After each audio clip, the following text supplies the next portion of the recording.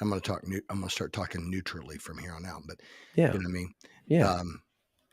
Not so, I'd so already as hit the to, button. Sorry about that. no, sorry. So as to not reference, but, but if you have people who have been like through Accelerate Gathering, who Yeah. are literally part of, and the thought is, but maybe they don't listen to the podcast, or maybe they don't, they just hear those, I call them those, I call them the iceberg parts of the sermon, or iceberg, you know what I'm saying? Like they Right. hear, like that they talk about, 20% of the iceberg's above surface, 80% is below the surface, or whatever the number is. Right. You're And, not talking about lettuce. I can't eat iceberg lettuce. Right. Feel that.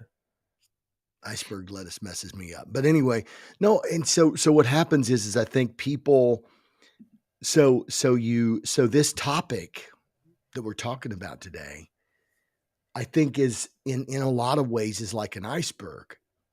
Like 20% of it is above the surface. And if you're not careful, you catch the part that's above the surface, which is our missional methodology isn't make the machine so amazing so that we grow this church. And that's the part that's above the surface, but there's a whole big thing below the surface. But what they're thinking is that, well, then why are we even doing this? Right. And Sure. so I think it becomes, then 100%. yeah. I agree 100%. It's easily misunderstood, and it's difficult. It's a difficult balance. Yeah, exactly. That's the issue. Which is what I think in today's conversation, I think that's something that's going to be a huge part. I think Yeah. I just think that's going to be a huge part of the discussion, because when people begin to go down this road, they begin to, especially because of the fact that we are pre-wired, I think, kind of as a movement, but even in the world that we're in today, it's a polarized world. Mm-hmm. And man, I'm telling you, dude, it's because we think in either ors. 100%. And 100%. and yet in some ways, one of the things that we promote is that early on, we talked about this in the Ignite simulcast yesterday. Thank you, Ken. He said, I hope you're feeling better, Brother Ken. I'm actually got up today and actually feel better today. Thank you. I was down for 3 days. 3 days with that virus, formerly known as a pandemic. 3 days in the belly of a whale. Bless Mhm. God. No sign will be given to you except the sign of Kenny D. That, but that's the thing, Chris. I think that, we did yesterday in the Ignite simulcast, we talked about, I even mentioned how that Dan Greider said, at first what we're going to do is I'm going to tie your strong hand behind your back. Mm-hmm. And I'm going to, I'm going to make you, you're going to have to work your weak hand. And that's what moves you toward, right? That's what, that's what, look here. John Hummel said, oh, wow, YouTube comments working now. It looks like it's a different, yeah, it's got the YouTube emblem on his deal. Let's go. That's awesome. But anyway, I think that's going to be a big piece of the conversation today, bro. Yeah. Is that piece of saying, okay, but you also have people. So at what point do you make the transition to be able to say, okay, now we're going to do some things that are going to look like what we used to do, but we have a different missional engine, and you let the people who are on the bus start having opportunities to utilize those moments to transition into missional living. 100%. Come on, somebody. That feels good now. All right, I'm going through the share sequence here. I think I just sounded like Ted DiBiase telling a junkyard dog. Ted DiBiase. All we need is Harley Race. Oh my word. Dude, Harley Race. Harley Race and Dusty Rhodes. The I started American to say, Dream. I was gonna say, golly, I was gonna ask you who's the American Dream. Yeah. Dusty Rhodes. Dusty Rhodes. I was kind of a Von Erich guy. I love the Von Erich brothers. Kevin Von Erich and Oh man, what? Was it Kevin Von Erich? I'm gonna look that up. Kim Starkey said, "Oh my, here we go." Here we go. Kevin Von Erich. Yeah, he was one. Oh man, he was Kerry Von Erich was the main Eric Von Erich. There was Jason, an Eric Von Erich. Was there really? Yeah. Yeah. Pummel. Listen here, baby. Listen here, baby. Dusty Rhodes is going to tell you something. This is where it's at. Dusty Rhodes.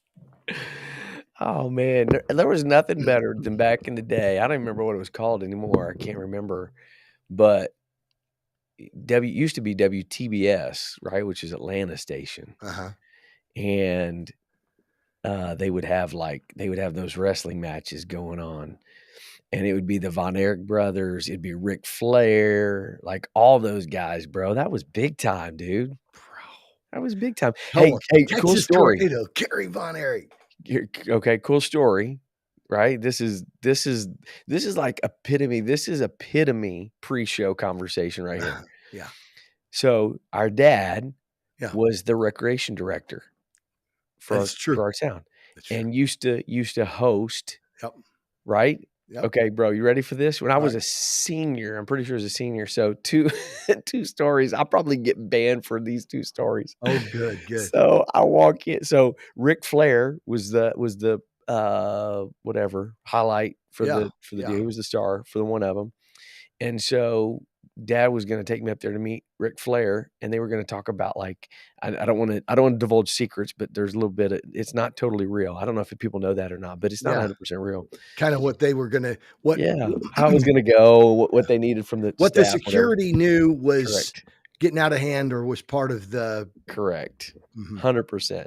Yeah. So we go up there, and Ric Flair, first of all, he pulls up in like a Cadillac limo, and he's got about 3 women with him, and he gets out. So then we go up to meet him, and he gets out of the shower buck naked, stands there for probably 15 minutes buck naked, having a conversation about what they're doing and what's going on. I was like, man, this is really weird. So then the second one was they had King Kong Brody. Bro, people should jump on early just for this content, bro. Can't get any better than this, bro. Mercy. Because I thought of about, my brain cycled in about 1.6 milliseconds. Yeah. 3 questions to ask you, all of which I could not. Yeah, exactly. So then so hold on, let me look this up real quick. Yeah, so King Kong Brody, I think it was. Yeah, Bruiser Brody. I think King Kong, he went by King Kong Brody or Bruiser Brody. So King Kong Brody was going to fight against Kamala, the Ugandan giant. Oh, yes. Remember him? So Kamala, the Ugandan giant. So the night before, they had wrestled in St. Louis, and Kamala went off script and hurt Brody's back. Yeah. And so, like, there was some bad blood between the two. So, bro, in the middle of the match, it carried over, didn't it, to Centralia? So in the middle of the match, they did something and went off script. So like Dad's team knew this is not what they're supposed to be doing. Kamala goes into the locker room Didn't they have to go get the other wrestlers or something So to help yeah, so them? so Kamala goes in the locker room, gets a beer bottle, busts a beer bottle, and is coming out and, like, I mean, of course, there's like, they hit him and they bleed and all that kinda stuff. Well, they knew that this wasn't part of the deal, so they had to get the other team, the other wrestlers and the security and whatever to hold him back, and people thought it's part of the show, like, he's trying to get up there and whatever. They had gone into the stands or, like, they were throwing, and people were trying to pull them off. They thought it was all part of the deal. It totally was not. It was totally off I completely script. remember that. They're trying to go get the other wrestlers and like, "Hey, guys, you may need to help us." We need you. Like, Kamala was huge. He was the Ugandan giant for Dad's real. dad's like dad's yelling, "Larry Kelly!" Larry Kelly would have been there for sure, man. The Kelly brothers are like, "You don't need They you could have don't been need Ric professional Flair. wrestlers. You don't need Ric Flair. We'll take care of them suckers." They could have been professional John wrestlers for Hummel sure. said Brody ended up getting killed in Puerto Rico He after did. I think that he got stabbed, if I remember correctly. with a I beer think so. bottle. My dude was Macho Man, the Randy Savage. Randy The Savage. Macho Man, Randy Savage. That's so Awesome, dude. that We could is talk wrestling. We could do it. Bro, that's the thing is we could do so many different topics. hey, people listen and they're just I mean, I've heard the comments. I've heard people text and they're like, you guys blow me away with the amount of Useless knowledge. ridiculous knowledge. They use the word ridiculous. I don't know if that means like this is ridiculous. 100%. This is what people are going to get if they show up at UPCI General Conference Thursday night and Friday night. Wouldn't that be funny if we started off by saying you tell that story? So here I am standing there in front of a buck naked Ric Flair. Oh my goodness, man. Oh, it's crazy. That would be awesome. It'll be our last, I promise. It'll be our last. Yeah. Question is, do you want to do it on Thursday night so you don't have to do it off on Friday, or do it on Friday night so you don't have to do it ever again? That's exactly right. If you're gonna Oh, man. get kicked out the right way. Yeah, I say go hard Thursday and see what happens. It's my philosophy. It's like the guy. It's like the guy who's picking a fight, and he's picking a fight with the tough guy and whatever, and he keeps on picking until a crowd gathers in, and then all of a sudden he's waiting until like the police show up or the bouncer or whatever, so that he gets ready. He's like, "Let's go!" And then the Yeah. bouncer grabs everybody. He's like, "Oh, Yeah, that's right. you were fixing to die, sucker." Hold me back. Hold me Yeah, back. yeah. Hold me back. Yeah. Oh man. Oh man. All right, I think we're good to go. You good to go? Let's go. What's he mean? Ken send the questions privately. Oh, yeah, right. I know, right? Yeah. Yeah. We probably won't share those questions. Uh-uh. He said, Question. It's awesome. Nope. All right. You ready to go? Are you feeling good? Yeah. I'm kind of I don't know what the deal is. I don't know if I'm getting excited or what the deal is. I'm like, Oh no. I need air conditioner. Woo. Oh, my fan. Somebody took my fan. Just turn around to see where my fan is, and it's gone in here. So, Ladies and gentlemen, my brother has one fan and I have one fan. They stand behind us and clap. That might be generous. That might be generous. All right, let's do this. Let's do this on a Friday. Yeah, it's kind of crazy. People can hit the button to get people. Let them know we're live on a Friday, and not only are we live, but we're lively on a Friday. That is true. We're lively on a Friday. Oh, these So guys this is gonna be live something wires. else. Oh man! All right, let's rock and roll. Here we go. Yep. All right, I got to do a little shake to all this wrestling talk. Got to do a little Hulk Hogan, like do a Ric Flair. Woo! woo. There you go. You're ready now. All right, we're ready. Here we go. 3, 2, 1. Hello, everybody, and welcome to the Mobilized Church Podcast. This is Chris Dillingham alongside my big brother, Ken Dillingham Jr. the third. It's already been a lively pre-show this morning. We are rocking and rolling today, bro. We've we've gone back to 80s and 90s professional wrestling. Mhm. So there might be a few Ric Flair woos in there or Yeah. little Macho Man Randy Savage, but here on a so for those that are listening podcast, it doesn't matter. But those that are watching live on a Friday, because you've been recovering this week, bro. Mhm. What's the deal, man? Well, I went to we had 2 weeks of youth camps, a week of family camp in Ohio, a week of family camp in Pennsylvania, and Mm, then 35,000 people together in the dome at the America Center, whatever it what is that what it's called? The dome at the America Center or done with the something or other. I don't know. The dome in the middle of Whew. St. Louis. Um, yeah, and so yeah, I think I came home with a caravan of bugs, viruses. One of which is, of course, the virus formerly known as Mm, a pan, mm. a pandemic.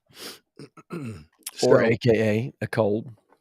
yeah, hey, it was so funny. My wife, we went to my wife. I said, hey, she had to run in and get something at the store. They didn't have. I asked her for Gatorade and something else, but anyway, I said, hey, while you're in there, go get a test. Mm. She said, "What for?" I just need to know if I'm getting I want to know if this was my booster dose." So anyway, she comes back out and she said, "Do you realize what a hard time I had finding a COVID test?" And I said, "For real?" She said, "No, I had to go ask the pharmacist. Like, do you guys have?" Wow. Yeah. She said, "Do you have COVID?" She's like, "Yeah, they're kind of hidden down in the corner down there underneath the." I'm like, Interesting. So they're hidden. They weren't gone. yeah. It's like it is weird. I was thinking about this about how like so many things have changed. Isn't it weird? Like it's the flu.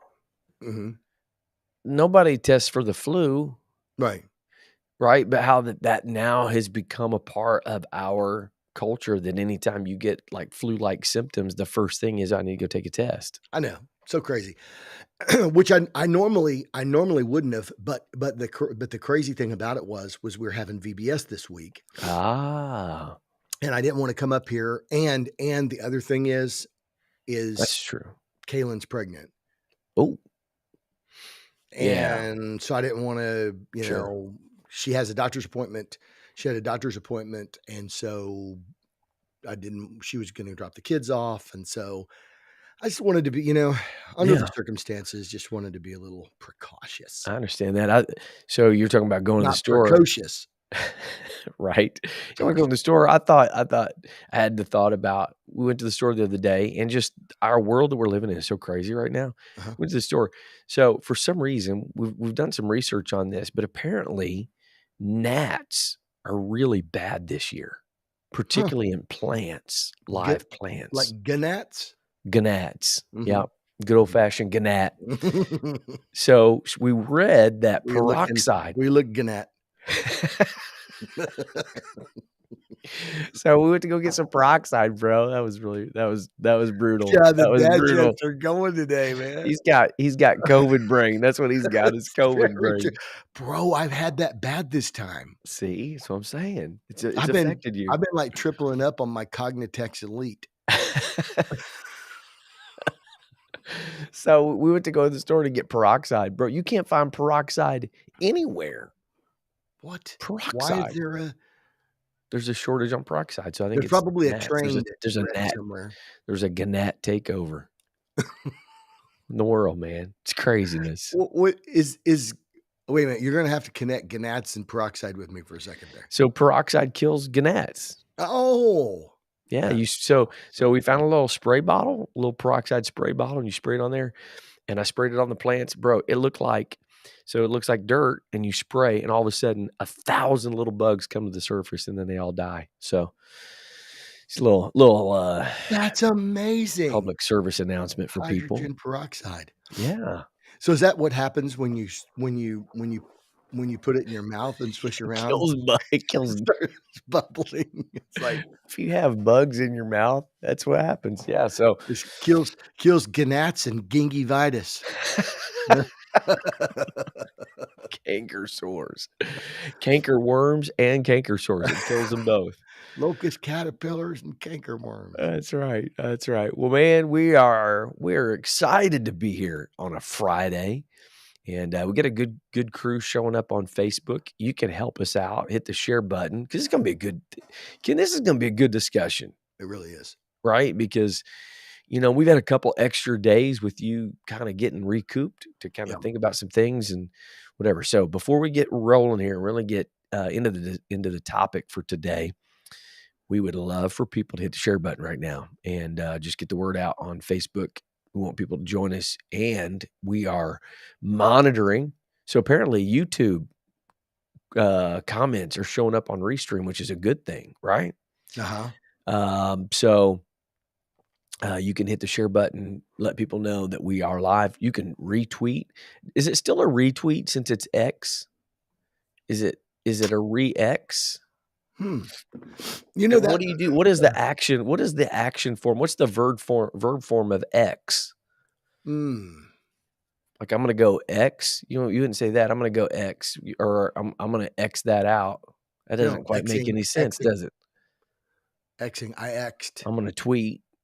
Is tweet still a thing? Like, do you say I just tweet it? We No, need just we just need exit. we need somebody to find that out for us and let us know what are the verb forms of X. Elon Musk. The thing about it is,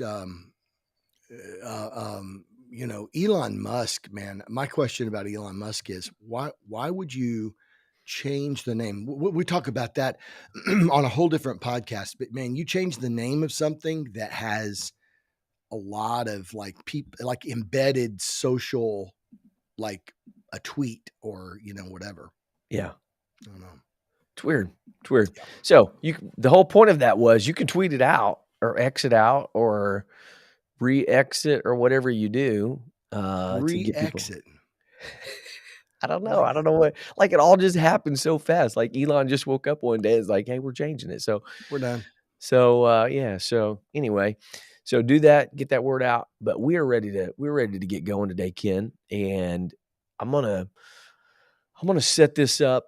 I think today's gonna be a good conversation. What we like to do is, one of the things we talk about a lot is when you when you make changes or when you start kind of like in this process changing culture, sometimes there's unintended consequences. True. There's things that there's no way that you could foresee or you could expect to kind of be the reverberation of the changes that you're making and some of that kind of stuff. So I think today's going to be a really relevant conversation. We're going to tackle kind of a difficult topic that could get complicated. So we're going to try to simplify it as best we can. But, um, so as a church or as a church moves towards a missional culture, let me say it that way, a missional culture, which then translates into people living missionally, right? When we talk about creating a missional culture, it's the church moving, kind of mobilizing the body to live on mission. Hence the Mobilized Church podcast, part of the map to multiplication, getting mobilized. One of the things that begins to happen, and if you've been a part of this podcast for any amount of time or followed us at all, you know that we have, I don't want to say railed on, but we've talked kind of ad nauseum about the ineffectiveness and inability of the attractional model church to fulfill the mission. Right? True. It's incapable. It's sterile. So there's no way that like you can do some addition if you do church really, really well. But at the end of the day, you're not going to experience multiplication because it's sterile in an attractional model church. So one of the challenging things, Ken, and I'll just kind of throw it to you in the form of a question. Okay. Do missional churches do things that some of the same things that attractional model churches do?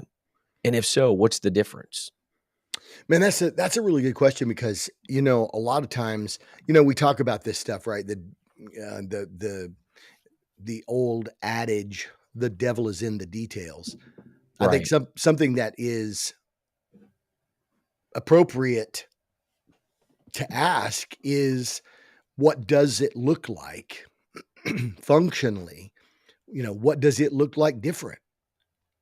There are people, there are some people, and I think that's the thing, that's the danger of throwing concepts and principles out there that are that a are have um a very vast scope of application, or a very vast scope of conceptually, like they're conceptually wide. um and I think doing the mission is the scope of doing the mission is a conceptually wide, has a very wide scope, right? So Sure. Sure. I think I think that question is something that's fair, and it's something that I think a lot of people struggle with. It's what pastors that we consult with, pastors that we talk to, who are part of our network, that are part of the Mobilized Church network.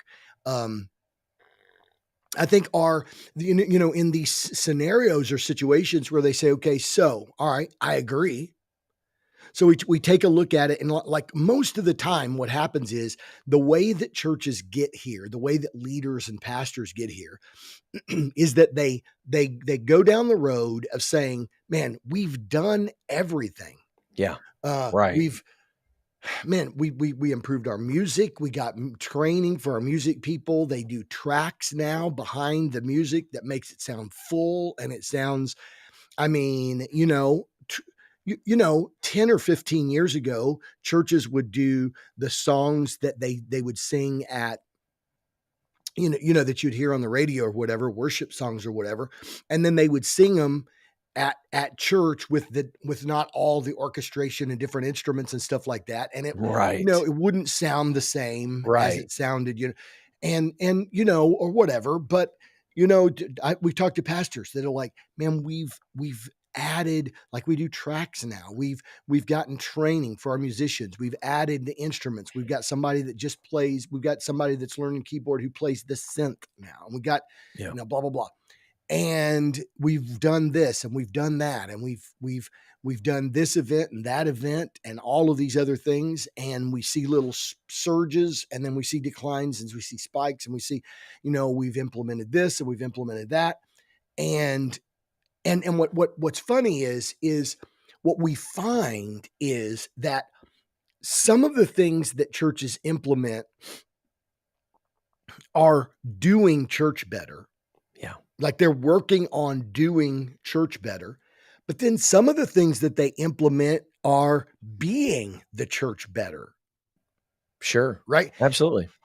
And like, even though, like, you've done a fabulous job, Chris, of talking about the fact that, you know, you got a fit team, or you've got a, we have a fit team, or you've got a like parking lot attendants and your greeters and hostesses and ushers and whatever, and you come in and you sit down and you do a seminar and teach them how to be nice to people. And I love how you've talked about the fact that, like, why do we have to have a seminar to teach people how to be nice to people? If we have a missional culture, if we have the heart of Jesus, then it should just be who we are, Sure. right? Sure. But I do believe, though, that adding parking lot attendants and adding people at the door, and I think in some ways it could be viewed as, quote unquote, doing church better, that, we want these people to come in and have a better experience. I mean, see, and this is why this is where, isn't it called brackish water, where a river runs into sort of where the ocean is, and that river meets at a spot, and it's called brackish water, right? Where Yeah. the Yeah. salt You can water see and the the fresh difference. water. Yeah. Yeah. Right. And I think this is where we start running into some of the brackish water, because because there are some churches do those kinds of things. They add these kinds of things because they've read that, 2/3 of the people that come to your church will decide whether or not they're coming back to church before they ever sit down in the sanctuary. Sure. And why? Because, how easy did they find their way in? Were they greeted? Did somebody smile at them? Did somebody shake their hand? Did somebody introduce themselves to them? Blah, blah, blah, blah, blah. All of those kinds of things. Okay, so what happens is in an institutionally emphasized organization or institutionally emphasized church, what'll happen is we'll say, okay, so here's what the statistics are showing. 2/3 of people will decide whether or not they'll come back to church before they ever even sit down in the sanctuary. That means before they hear the first song, before they hear the sermon, before they so 66% of our guests will either come back or not come back based upon their experience from driving onto the parking lot to getting into the sanctuary. So what do churches do? Well, then let's address that. Especially attractional model churches, Yeah. right? Because the guest traffic is primarily coming from, maybe invitation, but not typically coming from deep relationship, conversation. And so you're having to make kind of that first impression because they don't have that connection within the body of Christ, right? So good. Yep, exactly. And so yeah, so what happens is that we've talked about this last week, right? The difference between models, methods, and movements. Yeah, A movement is when it becomes your culture. Now, here I think that this is a category, and I'm not trying to repeat last week, but I think this is a category where you say, well, this is a method that you can institute this type of method of what is our approach going to be. We're going to have people in the parking lot. We're going to have people before they ever walk in. Somebody's going to say, hey, how are you doing? My name's whatever. What's your name? And, do all the things, check all the boxes off. sure. And here's what's funny. In many ways, that is what the church should be, especially when people show up on Sunday. Right. Right. So and we do say, right? We say, that the desired place that the church would be at is that 90% of the missional connectivity and the missional impact of our church happens in the 6 days of the week outside of Sunday. But Sure. but we also acknowledge that there are people in our area, people around us who Jesus is drawing that we don't know and that we don't have anybody in contact with. And so where's Jesus going to draw them to? He's going to draw them to where the Jesus people meet on Sunday, or at least Sure. when they start feeling something, they're like, I met somebody the other day at Panera and we had this amazing conversation. And I mean, bro, we talked, and I think this is a perfect example, Chris. We talked. She shared her story with me. I'm not going to tell the details of the story at all, but she shared her story. She had she'd been hurt, she'd been burned, legitimately. Like she wasn't like, like, oh, like quote unquote air quotes church hurt. I mean, I'm talking about legitimately. And she made this, she asked me, she said, where's your church? And I said, well, I said, here's the deal. I said, we don't invite people to church. And she's like, what? And I said, no, what I mean is it's easy to make an invitation to church. It's way more sacrificial to walk with people to Jesus. Mm-hmm. I said, we want people to know we're willing to walk to Jesus with you. Right. And she goes, and she starts crying, bro. I mean, tears are dripping off of her cheeks. There's the table behind her. I'm standing there talking to her. The table behind her is looking, they're leaning in, they're listening. I mean, like there's 2 or 3 tables all the way around there. This Jesus is in this moment. She's crying. She's sharing the story. She's hearing impaired. She Yeah. had cochlear implants. And so anyway, long and short of it is this. In the course of, she said, well, tell me though, where is your church? She said, I just would like to know. I said, okay. Yeah. I said, Yeah. well, it's Lifeway Church. It's on Trabine Road. I explained to her. And she shook her head a moment and she goes, wow. I said, what? And she said, I drive by that church every day. I said, do you? And Wow. she said, yeah. She said, you don't know how many times I've gone by there and I felt a nudge of the spirit that I need to go in. Come on now.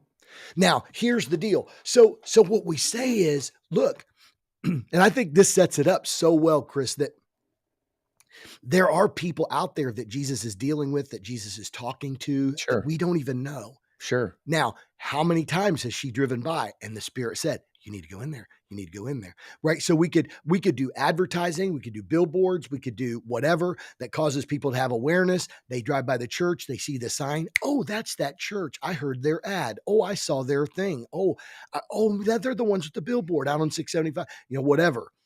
And but guess what happened? The day that I was in Panera at the seat next to her and she heard me talking to, I wasn't even there for her. I Yeah. was there in another appointment. She hears this conversation going on. And as I'm leaving, she stops me. She said, I wanted to let you just walk out. She said, but I can't. And she started and man, we started. And It's I've awesome. Beautiful. texted with her since. I sent her a song on YouTube, and she and her husband are coming to church on Sunday, and we're going to connect her. But Yeah. here's the deal. My point is that here's somebody that if she would have walked in, come to the parking lot, drove up, came in with her feelings about God and church and whatever, and Sure. nobody says a word to her, Just she just walks reinforces, in, right. then she's like, you know what? Chunk it. That's every church is the same. Yeah. So I think that having parking lot attendants, having guest people, having greeters, having people, I think that's an artificial form of what we should have innately as the Jesus culture. Yeah. And so this is where it gets brackish waters, because that's not necessarily attractional. It's just that it's the church trying to create a function Sure. that operates like what should organically be happening. When I think one of the things that happens with that, so like the parking lot attendants and all of that kind of stuff. One of the things that I in order so how do you, I guess, in the form of a question, like how do you keep the balance of that can't be the fulfillment of people's missional lives, right? And so a lot of times the danger, I don't wanna say danger necessarily, but kind of the challenge of that, let's put it that way. The challenge of that So is let's go there. people start feeling like, well, my role, my job is to be a parking lot attendant, to be a greeter, to be on the platform, to do whatever. And there's a lot of time that's associated. There's a lot of time involved with that. And so you pull people away. Like what you said was 90% of our missional activity should happen outside of what we do at the church. But for a lot of people, and for attractional model churches in particular, they're built on the only way they can be sustained is through a massive level of volunteerism, right? So the conversation is, how do we get people to see that the things like parking lot attendants, greeters, your involvement in children's ministry, your involvement in other ministries in the church are a part of your expression, because we believe in the value of gathering and exactly what you're talking about.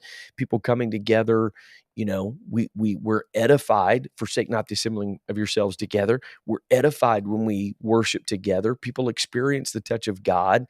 They, especially in our world where there is limited community, especially compared to previous generations, there's limited community that people are living in. It provides a sense of that community. How do we get people to see and to understand that you doing those things can be valuable and can be important, because there are going to be ladies like that, people like that are going to come in because they're feeling a nudge of the Holy Ghost, and they're going to come in and they're going to be looking at those things, and they don't have a relationship. That should be, so I think one of the differences is this, Ken, in an attractional model, those the normal would have been, here's an invitation to church, come to our church, and then when you come, we've got to put on such a great show that you're going to be impressed with that and see that we're not like the other churches that you've been hurt by or that you've experienced, right? But in your situation, because of relationship, because of your sensitivity to the Holy Ghost, since being led, her being drawn by the Spirit to you to have the conversation. Now, when she comes, her focus is not going to be on, did somebody greet me in the parking lot? Did somebody open the door? Did they give me a seat? Whatever. Her focus is not going to be on that because she's already got that connection. So I think So good, man. right, it's the pendulum thing. We can so easily swing on this pendulum to say, well, we've got to, because all of our guests are coming from random connections at Panera. So when they come, we got to make sure it's on all cylinders and we can't That's ever it, miss it and mess it up. Or you can swing on the other end of the pendulum and say, we're not going to do any of that because none of that matters. We're just going to let everything happen organically. bro. That's not See? necessarily balance either, but I don't want to detract.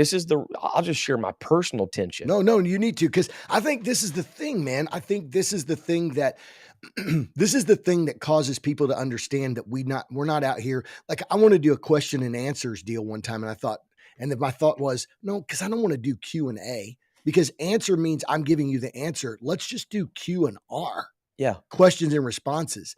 So go ahead. I think this is awesome. It's not like we've figured it out. It's like we're on the journey, man. Yeah, well, I mean, you know me, like one of my tensions has been like, I don't want to do anything that would detract away from the purity of apostolic discipleship and multiplication, right? I don't want anything that's going to detract us away from that. And so there are times where I feel like I have probably swung a little bit farther on the one side of just saying, well, we're gonna like the Dan Grider, the basketball drill, we're gonna tie your right arm behind your back so you can learn how to dribble left hand. Um, I probably have kind of swung a little bit far on that end because what I've observed is that a lot of times people can feel um, like they've uh, that they've done kind of like their duty and responsibility. They've done their obligation when they've served in a particular role, and then kind of neglect the daily missional living. And the engine that drives everything has to be disciples of Jesus living on mission, right? The be, make, multiply. It focuses them on the be and the make. That is the engine that has to drive everything that we do. It doesn't necessarily mean that we shouldn't do other things, but we have to maintain our focus on the missional living piece. So, and that's really the challenge. I feel like, of how do we keep that? How do we keep that focus?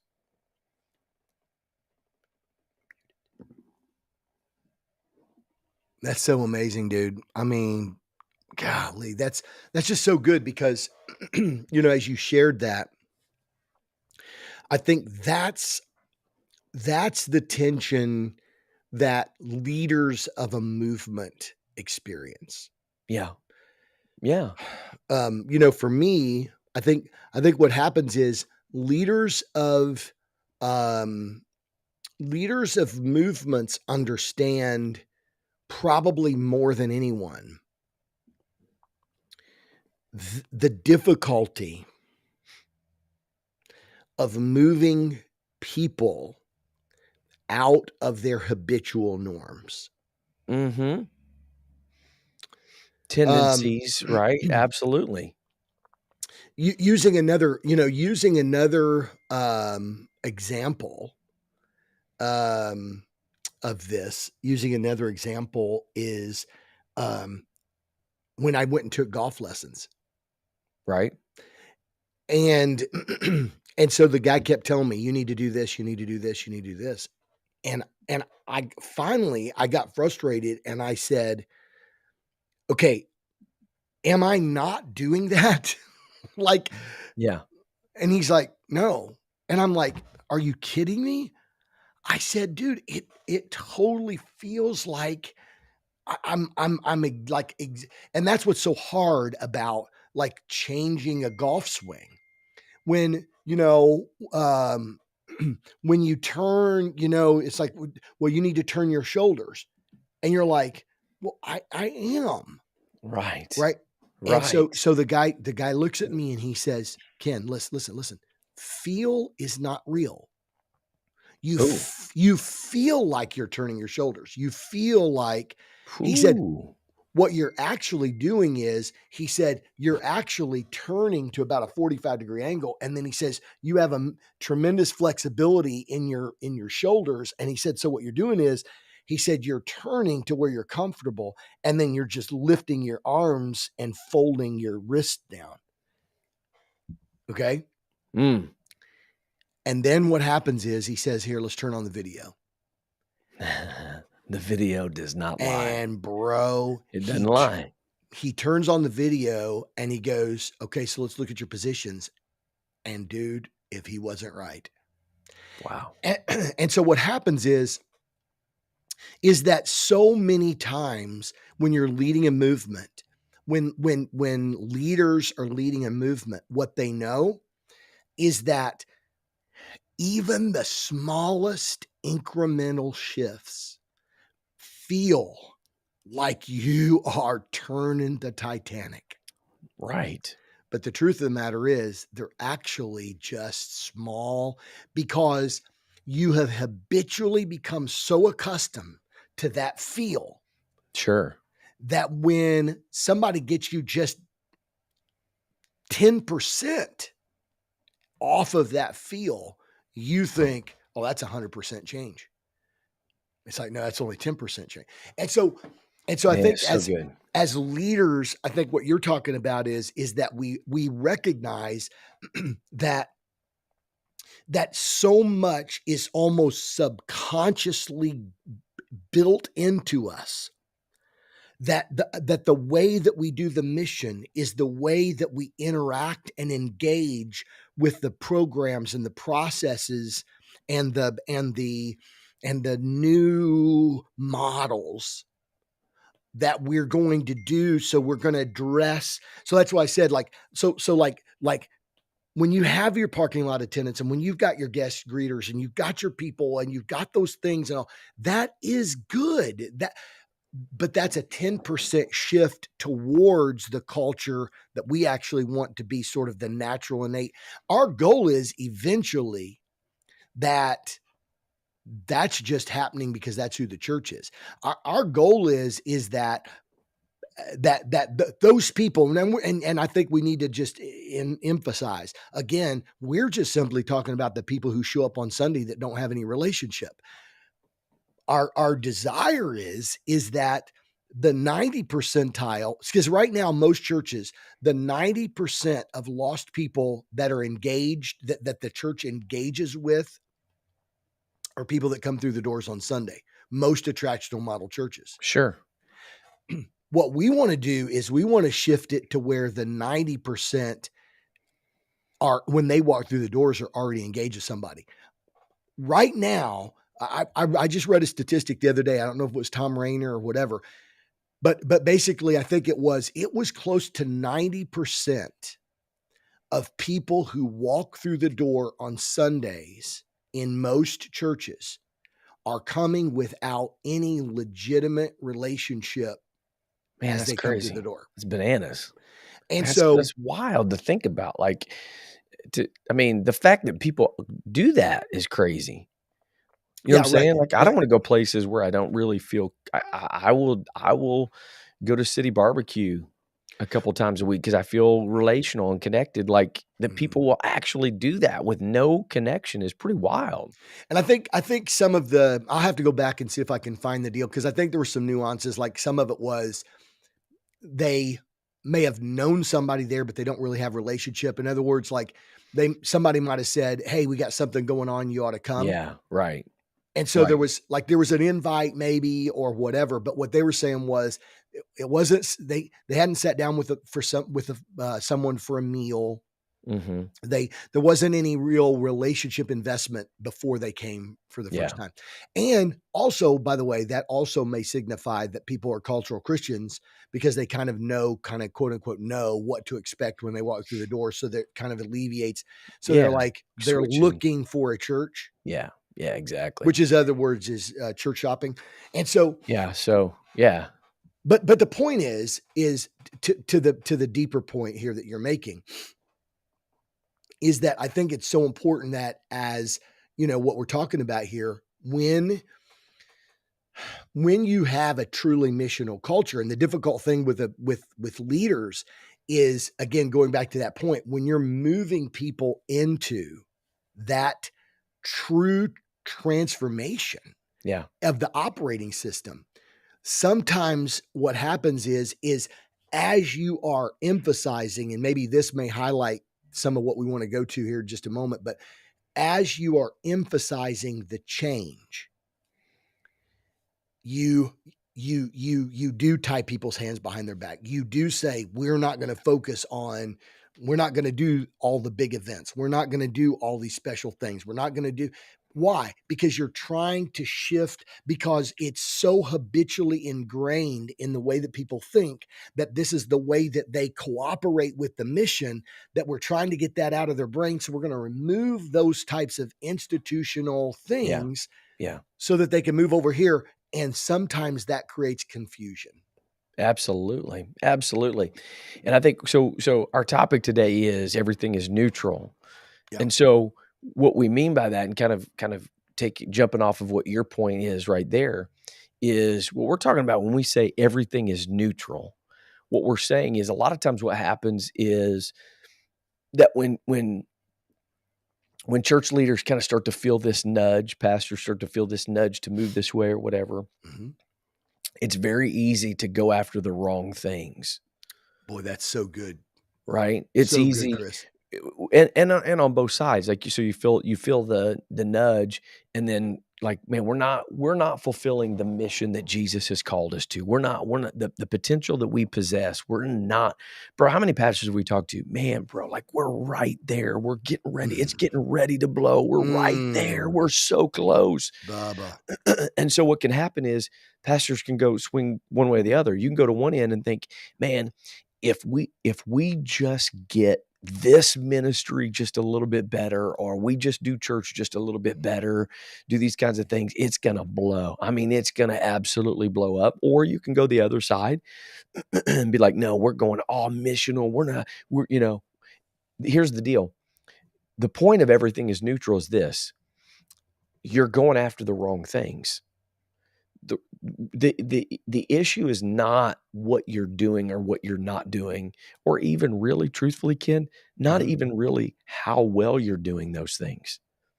That's The so issue good. that the issue that we're talking about is, when we say everything is neutral, what we're talking about is what is the underlying culture that really drives everything that you do. So true, man. So, to your example, the first impressions team, right? Parking lot, greeters, all that kind of stuff. If it's an expression of your culture of discipleship, then what's going to happen? And this is, when we bring somebody in as a greeter, our conversation with them is, your job is not to be nice. Your job is to have spiritual conversations, to get to know people, to get them connected, ask them questions, find out what's going on. And in those moments, find out, how disciplable is this person? Is there an oikos connection that you can relate and really connect with this person? Parking lot attendants being that first face, and whatever. So our focus is not on, man, we got to do this better because that's the way that they're going to come back. Our focus is on, how do we use that as an expression of our culture of disciples living on mission and making disciples. We do events, right? We've done block party events, and our block party events, originally were focused on, how many people can we get baptized? How many people can we get filled with the Spirit? Miracles and that kind of stuff. I'm for all that kind of stuff. But we shifted the culture and said, we're still going to do that. We're still going to do block parties. We're still going to do those things. We're still going to do revival services. We're still going to do concerts and VBS and whatever. But the mission of that now, the focus is, the win is not, how many people are getting baptized or how many people getting the Holy Ghost. The win becomes how many people are we building relationships with, and if we Mm. do it right, this is what I know. If we'll do those things right and let it naturally flow out of us because it's our culture, then the other things will just begin to happen organically. They'll begin to happen naturally. Bro. So when we say everything is neutral, what we want people to understand is like we're not saying eliminate all of these things, Boy, that's eliminate so all true. your events, eliminate all your fit team, eliminate all this stuff. What we're saying is, Yeah, no, it's go after all artificial. It's all artificial forms of right? right. What we're saying is, no, you need to go after culture. W- So good. Culture, because like you said, the But ideal, it's hard to create culture while those things are still existing, and so there's your that's the because brackish water. it's the brackish water because it's so hard because it took me literally it literally took me 2 years to make a simple golf swing change Yeah. because my stupid brain was telling me this isn't right. This doesn't feel right. Yeah. And I just it was the dumbest thing. It literally, Chris, it made me so mad. Yeah. I'm like, this is dumb. Like Yeah. my brain and then guess what? Then my performance went down Sure. because it didn't feel natural. I was trying to force myself to do something. It was a little bit robotic. And then what happened was I wasn't hitting the ball well. My scores started going up instead of getting better. Sure. And Man, it's bro, that's so good. I'm like, That's so good. chunk this stuff. Yeah. I'll just go back to my dumb old swing. And I mean, at least I enjoyed playing. Yeah. He's like, Right. well, but you'll never get any better. You'll never, whatever. And and and the thing about it is, man, what a challenge when you start trying to move a church into a direction where you're trying to move it towards like what you're talking about, the true culture, Right. and you're moving it in this direction and it doesn't feel natural and doesn't feel right. Yeah. And my wife has even said to me, babe, you do understand that this is what we've been taught our whole life. Right. Like you do, Right, it's our swing. This is our swing. this is our swing. Yeah. Like you're, and so my wife is like telling me, like, well, Ken, you do understand the way we've always done it is we did a great big VBS event. We did a great big, we're going to do a concert. We're going to do a Friends Sunday. We're going to do a fall festival. Okay, to what end? Yeah. And, Yeah. and that's the thing, Chris, and that's what's so hard. And I love what you're saying is the point is to say, okay, all right, so, and man, this has been my big struggle. This has been in this entire process. This has been my biggest struggle Yeah. is the struggle that happens when your golf swing starts getting better and you start playing worse. Bro. Bro, I feel that. This has been I my feel biggest that. this has been my I've biggest struggle. I've been through man, I've been through that exact example. I We're said, "I'm getting tired of." cl we're getting Yeah. closer to a missional culture, Yeah. and our all of our old scorecard markers that are so deeply entrenched in our subconscious psyche Yeah. are saying, "You're starting to lose." And this is why it's so hard for churches to actually do this, and this is why we've done the network, not because we're experts, but because we understand that tension. We've been through it, right? And in some ways, still going through it, bro. After all these years of doing it, like still going through some of these tensions. And just because you overcome it at one point doesn't mean you have forever overcome it, because there's still tension and pressure and peer pressure and all the different things that are going on.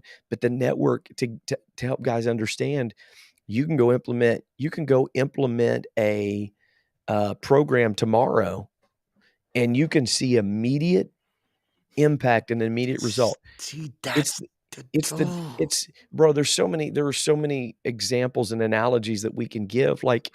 You could go today and you could go, get a pill, and Golly, I was just gonna say that, dude. you can drop 20 pounds in 7 days. But But bro, you can be skinny and unhealthy, bro. right? Just because you've lost some weight doesn't mean that you're healthy. Yeah. But what's much more difficult is to start making lifestyle changes that are sustainable long term, that get you to where not only are you losing weight, but you're getting healthier.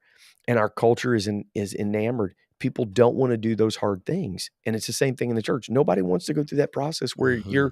you're changing your golf swing and you've been golfing pretty good, Yeah, yeah, yeah. Well, the right? reason why I'm wanting to change my golf swing is because I'm like, dude, we're doing pretty good. Like I'm close. yeah, I'm shooting pretty regularly in the 70s. I want to become a scratch golfer. I just Right. got to drop 5 or 6 strokes and I'm there. And So it's then you like, make the change, and now all of a sudden you start shooting low 80s, and you're like, "Whoa, whoa, whoa, wait a minute, that's not what I was trying to do." yeah, But you have to have a radical commitment to say, in the long term, we're gonna struggle in the short term, but in the long term, we're gonna get there. And I'm never. Here's the deal, okay? If you don't change your swing, you've probably maxed out as good as you're gonna be. you've maxed out. So There's you're going to play the rest of your life here. Correct. And are you satisfied with that? Same thing with the tractional model churches. When you do it the best you can, you've probably maxed out as much as you can get, Yeah. right? You're gonna fluctuate another, you're running 200, you may make it to 300. You may, if you're running 300, you might make it to 350. But at the end of the day, this is about as good as this is where it's gonna be. And you might have seasons where you bump up and man, you're really having a revival and you might hit 400. And then you go through another season where stuff happens, life happens, and all of a sudden the church is not. Yeah. You've reached your People maximum. move, people backslide. And the difference with multiplication, Ken, is the limitation. There is no limitation. And by the way, so much of that, by the way, also rides on momentum. 100%. One of Oh, the, man, bro, one attractional model church is yeah, 1,000% it rides on momentum. momentum. Yeah, because the thing 100%. about it is what happens with, like, why does the attractional church, like, sometimes the attractional church does grow. Sure. I mean, sometimes it does go from 200 to 300 and you're like, we're on our way, baby. And then the next thing you know, you have a couple of, I just talked to somebody just yesterday, that said that they've lost, not out of a bad church situation or whatever. They've lost many families and they've lost a lot of income. And they were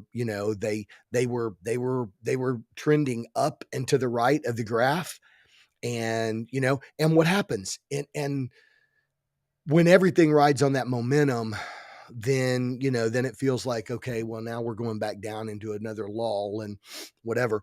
I like what Gary Gothier makes the statement. He said, he made the statement that are you still committed to what's right when you're not scoring like you want? And I mean, isn't that true, bro? I mean, that's the whole thing. So, the commitment to the culture, getting the culture right, everything is neutral. Committing to the culture, when you do that, you're gonna experience pain. You're gonna experience maybe even some loss, and you're not gonna get the immediate. Here's the thing. You're not gonna get the immediate gratification when you change culture, right?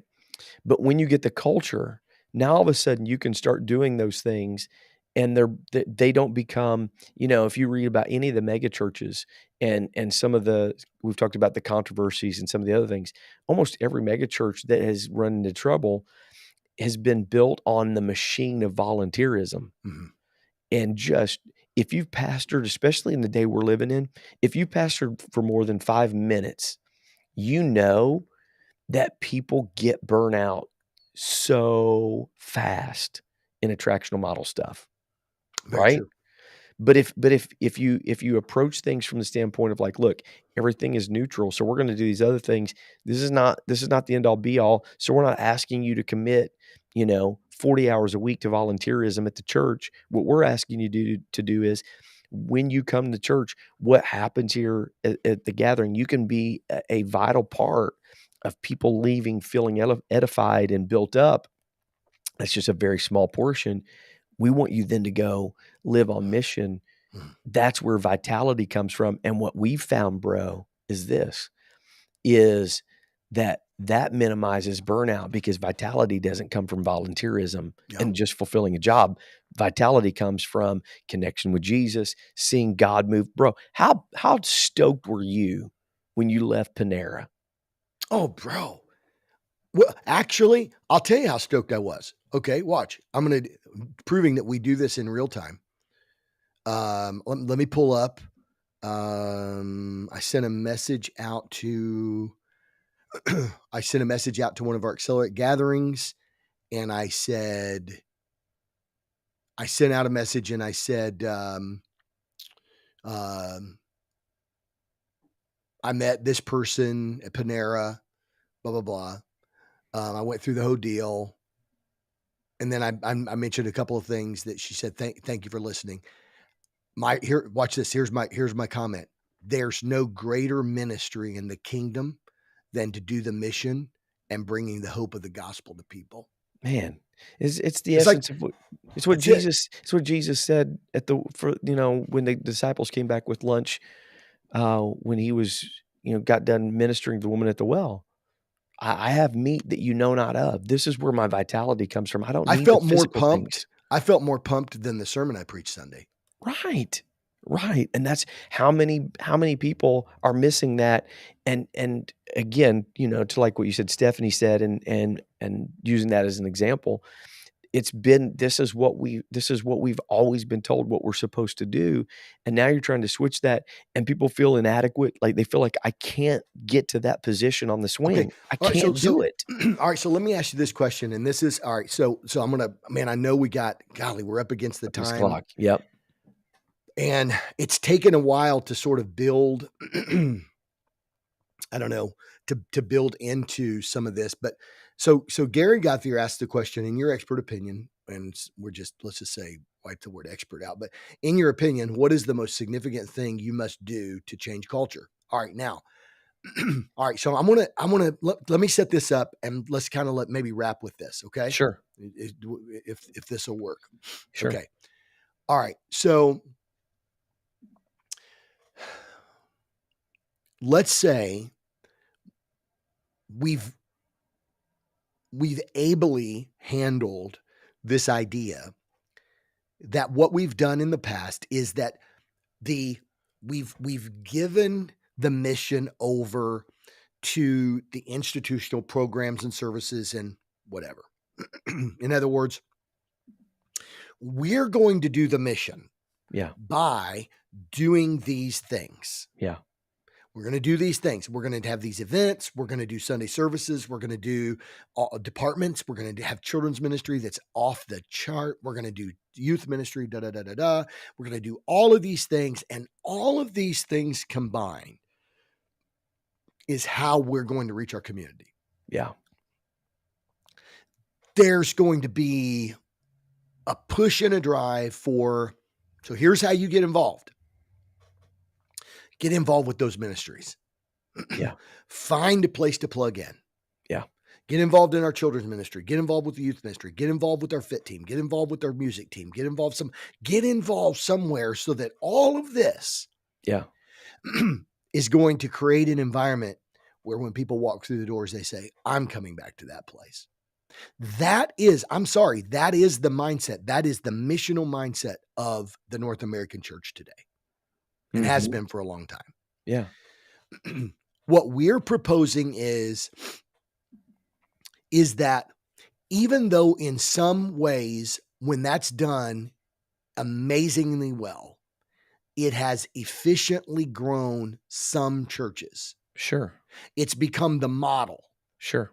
So what our people are geared toward is they're geared toward the church is going to do some things that are going to give me the opportunity to be involved. And through my involvement, I'm participating in us reaching our community. Right. The problem is we're finding hasn't really done a real good job of reaching the community when you look at the number of people that gather under the steeple compared to the people who live around us. Right. And B, there is a decreasing amount of interest among lost people Yes. to Yeah. to be consumers of what we're trying to provide. Right. So we're saying, okay, so we're going to have to go. We believe that the fields are still white unto harvest. So we're going to have to take people and we're going to have to turn them out. We're going to have to tell people, you need to be going out there. You need to be at your workplace. You need to be in your neighborhood. You need to be, but people don't know what to do now. Sure. They don't know how, I don't even know how to have, what do you mean? I'm just, because they've always just invited people to church. You ought to come to church with me, whatever. So what we're saying now is we're trying to shift this whole culture. And so what we've said today is the difficult thing is, all right, so we're going to do less and less and less of those kinds of big event things so that we can de-emphasize this is the way that you participate in the mission, even though there's nothing wrong with any of those things, Sure. because feel is not real, and changing your golf swing requires what you think is a huge shift is actually not a huge shift. Yeah. So now we're changing the culture. Okay. So we're making those moves. And let's just say, for example, we've got, let's say we've got a VBS going on. And in years past, we've had, 80, 90, 100 kids at VBS. This year, we got 40 or 50 kids. And the old institutional thinking is this isn't a success because we've got half the number of kids that we normally have. Right. So how would you coach me if I said to you, man, Chris, we're trying, bro, we're trying, but we're shifting, the golf swing's changing, it's not feeling, it's not feeling like it's working. And I'm in a high pressure situation and people are getting frustrated and getting tense. And I'm really wanting, okay, as a pastor, okay, you're going to coach me. And okay, as a pastor, I am really feeling the stress and the tension of kind of going back to my old swing. Okay. Yeah. How would you coach me? So why do you feel like that the win is how many kids show up? Because that's what's always been the win, right? Like, Yeah. I mean, we've always said, we feel good about the fact that we get 100 kids here, and it's exciting. There's a lot of effort and energy put in it, a lot of money, the props, all the volunteers. I mean, we don't want all of them to come and just have, half the amount of people. Yeah. So what do you think is most important to Jesus? That there's an undergirding of the faith of the kids that are part of our church, and that there are kids and families that don't know Jesus that through this could find him Is that happening? now. Right. Yeah. Are kids being undergirded and the families being touched by? Yeah. Yeah. I think that's happening. Okay. So if that's the win to Jesus and that's what he wants, then why do you not feel like that it's succeeding? So the whole point is, like, how do you change the culture, all that kind of stuff? Ultimately, it all comes back down to is getting the heartbeat of Jesus, Yeah. being the disciple, right?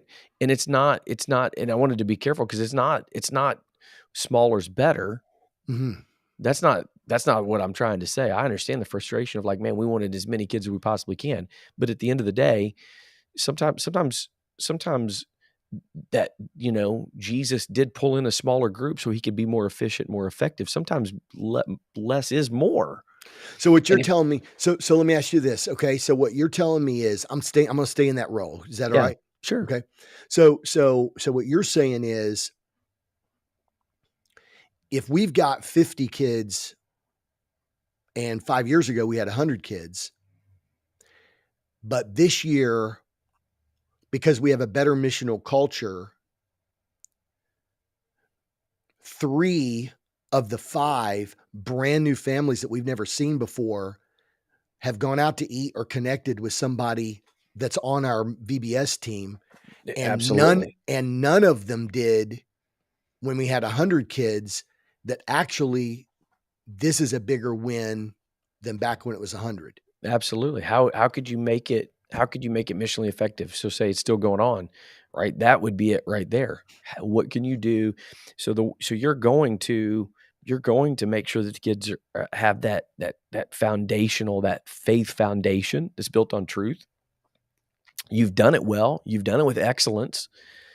You've had a good time, you've connected. So how can you make it missional? How can you let the outflow Mm. of you being a disciple that wants to make disciples be reflected in the mission? So if your leaders and people that are involved in, if they're looking for opportunities to have spiritual conversations with parents, if you've had 10 spiritual conversations this week, it's way better than 100 parents coming and dropping off their kids. You do a Picking them ministry, up, going pick them up, home, and and we they never leave. see them again. Yeah. So how can you use that to have spiritual conversations, to build a relationship, to go out to eat, those kinds of things? If you're doing that, the long-term impact. So having the conversation and discussion of saying, look, what do you want? Do you want the immediate gratification or do you want long-term impact? Because if you want immediate gratification, then you do everything that you can to get 100 people there. I don't care if they're just looking for a babysitter for a few hours, you just do every stinking thing you can to get them there. Bro, see, and this is the thing, Chris, and I'm still that pastor. Can I be that pastor for a Be the second? pastor, Okay. sure. You put the sign out, people come by, and you hear them say, "Oh, we went to this is the third this is the third VBS our kids have gone to this year." Yeah, right. And they just go from VBS to VBS and Yeah. whatever, right? You get free snacks and have fun, and they're like, "This is awesome, man. I drop my Something to kids do for off." the summer. Me and Yeah. me and my husband go out, get dinner. We go out and have a date night and drop the kids off to your VBS. Um, so here's the deal. So what happens is in me, okay, I'm trying to stay in this role here. Okay. So what happens for me is we like to see those numbers big because it looks like, man, all this effort and energy is paying off because look at all these kids. The question is, actually, we know if it paid off a month from now. Now, Yes. so what you're telling me is that if the kids that are here that know the Lord grow as disciples and they learn something and they walk, and when we've had kids get the Holy Ghost, and our church kids have gotten the Holy Ghost, and that's a win no matter Sure. what, right? Absolutely. That's a win. But also, I think what I've learned from this conversation in your coaching session with me today is that um we still want 100 kids. Yeah. We want 150 kids. Yeah. Not so that we could get up and say we had a record 150 VBS, but that out of those 150 kids, we have a bigger and bigger and bigger pool of people with which we can connect. If we're not connecting with them, whether it's 50 or 100, it doesn't matter. It's a loss both ways. You could have 150 kids or you could have 50 kids. If you don't connect with any of the people, I'm talking about from a missional perspective. I mean, it's still a win for the kids in our church who have their faith undergirded and they get the Holy Ghost and God does great things in their life. It's still a win there. But I'm talking about just from a pure missional perspective. You're telling me if we have 50 kids at our VBS or we have 150 kids and have a record attendance, if we're connecting with 0 families in both cases, it's an equal loss no matter how big is the point, right? Absolutely. And not only that, it also is a reflection of how missional you are. So, how many of those 50 kids are there because I mean, obviously you're gonna have church kids and that kind of stuff, but how many from outside are coming because of relationships and connections within the body? So sometimes what can happen is you can make yourself feel like you're doing a lot better than you actually are because you got slick marketing and whatever versus it would be amazing if we had 150 kids and 90% of them came because we're living on mission in our community, or we're living on mission in our workplace, and presenting this as an opportunity of like, hey, this is a great opportunity for your kids to come and be a part. So not only can it help Mm. you do the mission, but it also can be a reflection of how well you're doing the mission right now. Because you could actually say, so if I'm hearing you right, man, I'm gonna stay in that role, okay? Yeah. Because I believe in coaching, and I think some of our folks like, what is it? What do you mean by coaching? This is what coaching looks like. Yeah. Okay, so if I'm a pastor that you're coaching and I'm listening to you talk, I'm going to say, okay, man, dude, I get what you're saying. So what you're saying is that if we have a missional impulse in our church, Mm-hmm. and we've got people in our church that are trying to live on mission in their neighborhoods, and they haven't really been able to get a lot of traction, but they have had some conversations. And they had a conversation with a next door neighbor or somebody down the road that actually, they were out on a walk, and the person, they said hi, and next thing you know, they start talking and whatever. And somehow the topic got on to where schools are right now and what's going on, and kids, and some of the stuff that they're trying to pump into them. And they're just so worried. They got small children and blah, blah, blah. Or maybe their children are out in the yard playing and whatever. Yeah. And somehow the topic got on this topic of the stuff that our kids are facing today. And they're just frustrated and don't know, it's like, I just don't want my Yeah. children to Stuff hear all happening that in junk. schools, And all that stuff, right? God. And so what you're saying is, if our church begins to think missionally and there's this deep missional impulse, what you're saying is, if I feel the Holy Ghost is so crazy, what you're saying is, if our church begins to be missional, man, I'm sorry, folks, God, this is getting me right here. Whew. If our church is starting to get missional, what you're saying is that when we provide VBS at the corporate level as a missional outreach, and our people are living on mission, that they're going to go back to that house where they had that conversation with that mother who said, I'm so afraid for my Yeah. children in this world, the stuff Yeah. they're hearing and seeing, and just Yeah. this over sexualization in stinking elementary school. And you say, hey, why don't you come with me? I think your kids would really enjoy going to VBS this year. Right. And you drop the kids off and say, let's drop the kids off and you and me go, and we'll go down and have a, rusty taco. And let's just talk about some of what we talked about. Yeah. And all of a sudden the kids, so this conversation of this person that is having tension, so what you're telling me is, once this starts happening, then those families that are connecting with people at work and in their neighborhood or whatever, who have had these conversations, begin to say, hey, we got something going on. I think your kids would love it. And then they use that to actually connect with that parent. And man, the missional circle is perfect. And that VBS is used in a way that beautifully leverages a true Yeah. missional culture. Yeah. So it's both ends. It's both ends.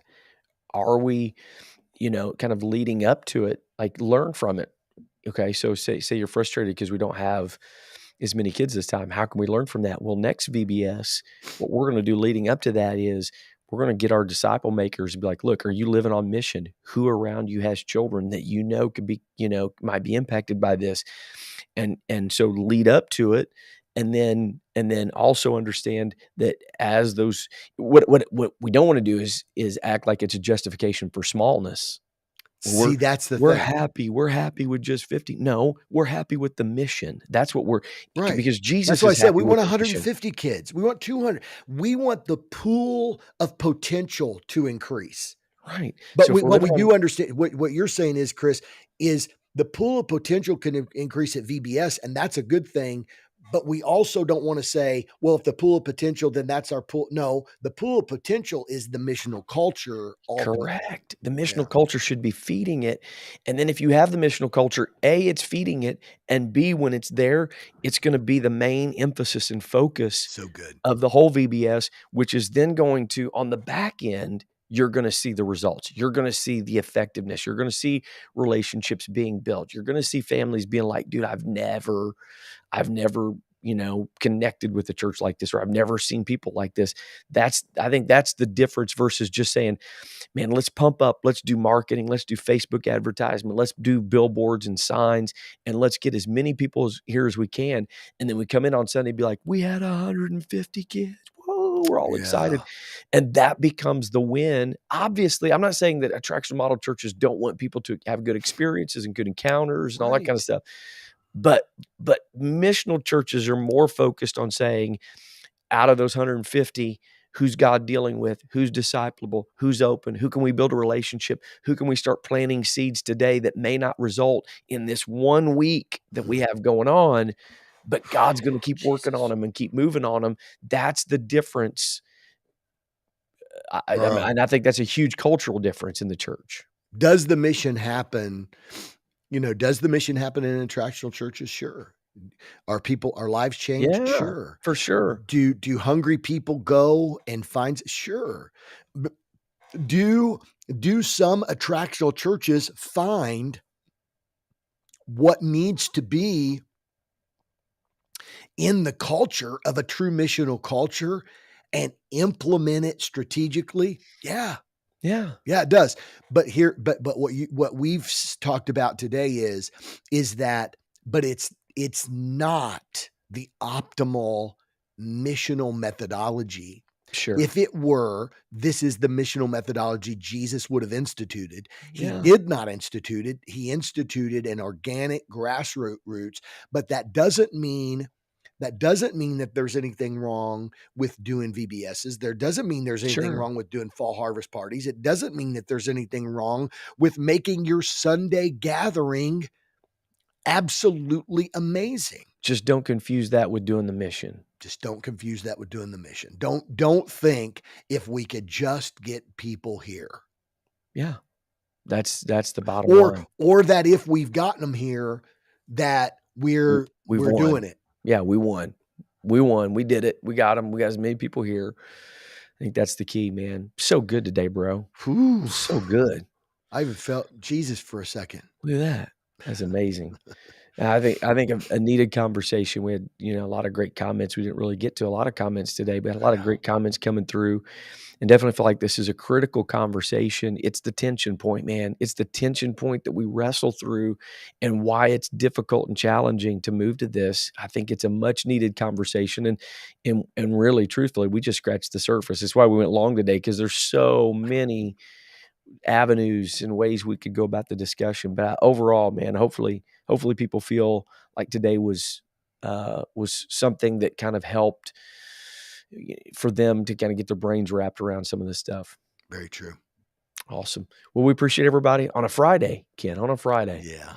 Appreciate everybody making time for us today and being a part of the conversation. We are going to come back on Tuesday. That's the plan. We'll come back next Tuesday around 10 o'clock. Yeah. Ready for another great conversation. Hope you can join us then. Until then, go live mobilized. God bless.